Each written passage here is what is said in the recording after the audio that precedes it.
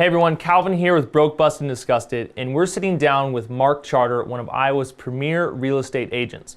Now, we're not here to sell you a house. In fact, we're just here to sit down with Mark and talk about why he became an associate producer on our project. Now, Mark, full disclosure, we do not have any personal relationship, no connection. So how did you come about being an associate producer on our project? I saw the opportunity initially on Facebook through your social media campaign. And was intrigued by the topic. Somebody that watches documentaries and likes them. I like the concept of trying to be behind a movie.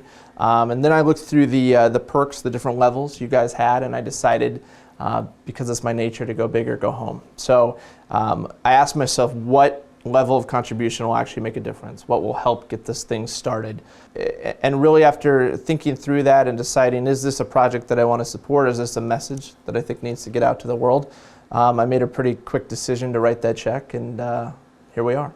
And Mark, you support the mission and our message. So what is it about the message? And most importantly, why do you think Broke, Busted, and Disgusted is important and it needs to be told and this film needs to be made? Well, I think it's probably twofold. It's a little bit about financial education, obviously the impediments that come with having a large student loan, particularly. And that's a big one, just educating yourself about what you're undertaking when you do a student loan. What's it going to cost you in the long term? Is it worth it?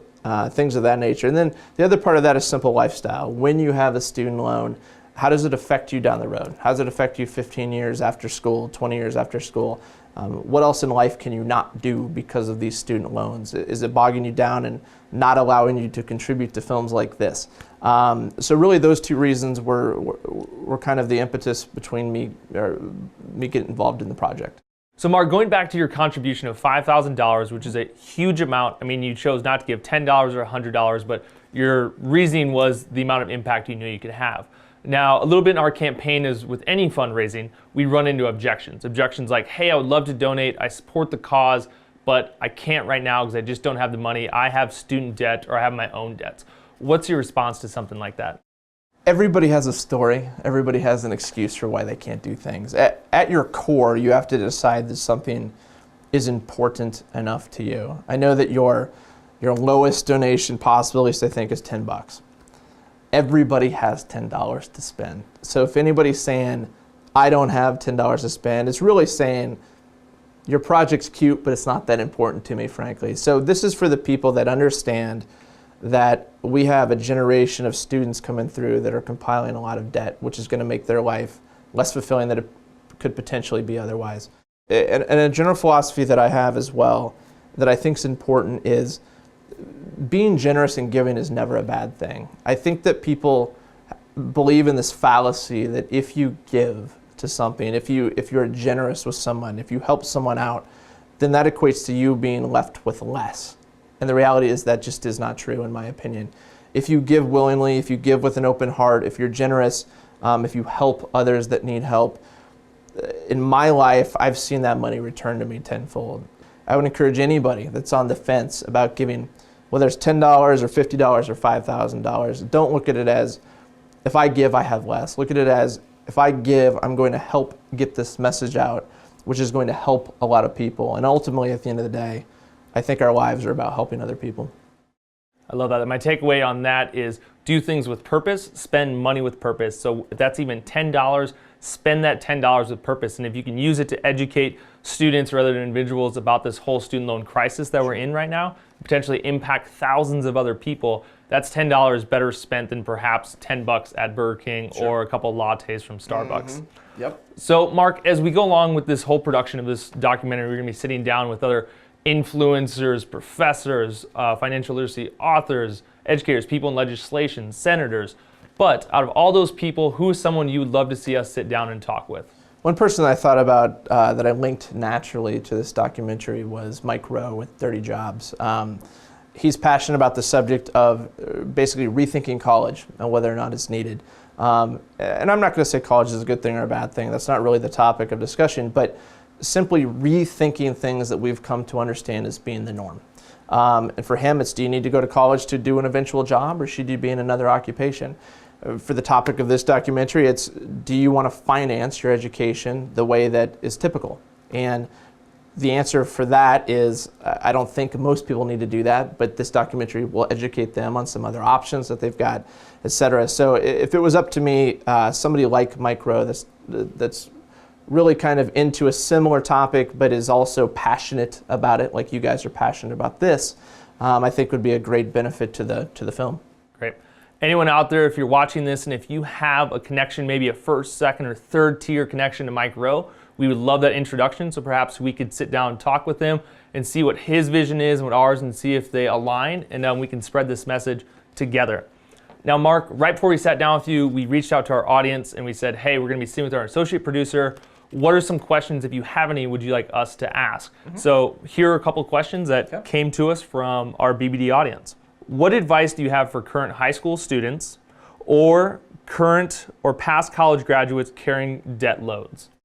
Yeah, so for somebody in high school right now, the key to life in general is to educate yourself. Most people will go on to college, and that's totally fine. College is a fun time in life, but educate yourself about the true expenses of that. Educate yourself about how much student debt you want to take on or will have to take on, what that's going to cost you down the road, et cetera. And obviously be careful about credit cards too, which is another topic, but related to debt. For people that have already gone out of college and are into their lives, there's a good chance that a good portion of their monthly income is going to pay off a student loan. The advice I would give to them is find a way to pay that off as quickly as possible. And there's a lot of roads on how to do that, whether it's working another job, spending less money in other areas. There's no magic pill for that. It takes effort and it takes work. But the general advice would be eliminate debt as quickly as possible, because it will open up many more opportunities for you down the road, especially when you get to be an old person like myself.